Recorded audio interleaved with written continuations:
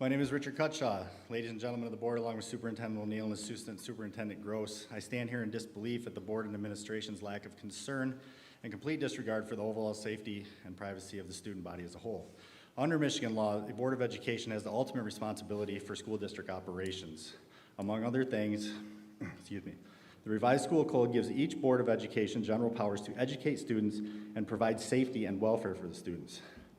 By a show of hands, who here believe that the school board administration is not looking out for the safety and welfare of the students? Each board has the power to set policy to protect the students. It is completely obvious that this board is not only it is completely obvious that the board is only trying to protect a few students at the expense of the majority, when in reality, no student is being protected. I could go into lengthy detail with the statistics on how allowing gender identity to determine a student's bathroom or locker room use is in no way beneficial to any student, or how allowing or encouraging any student to believe they are something they are not greatly impacts them. Here are just a few. Transgender youth have high rates of depression at 50.6% versus non-transgender at 20.6%. High anxiety at 26.7% versus non at 10%. Suicide attempts at 17.2% versus 6.1% non. And self-harm with lethal intent, 16.7% versus 4.4% non. In the past year, 1 in 3 transgender youth reported suicide attempts. Almost 1/3 reported being victims of sexual violence, and more than half reported a 2-week period of depression.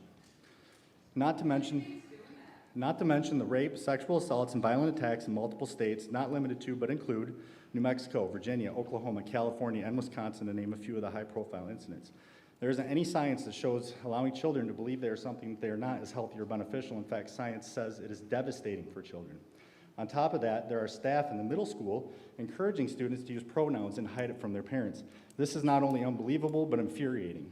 The middle school principal called an emergency meeting with staff after receiving a cease and desist order from Willis Law. Once again, the school has never sent out anything to parents about this issue. Here we are, hiding and sneaking to keep parents in the dark while some staff are trying to indoctrinate and groom our children.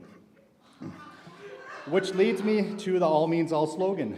What this really means is all will be forced to conform an ideology by indoctrinating and grooming and being forced to accept a worldview of the few. All means all. 30 seconds, Rich. Okay. Based on the actions of the school board and administrators, it would be fair to say that the school board and administrators do not care about biological sex assigned in the womb, or students who believe that there are only 2 genders. Whoever causes one of these little ones who believed in me to sin, it would be better for him to have a great millstone tied around his neck and to be drowned in the depths of the sea. Quote, Jesus Christ. God's children are not for sale.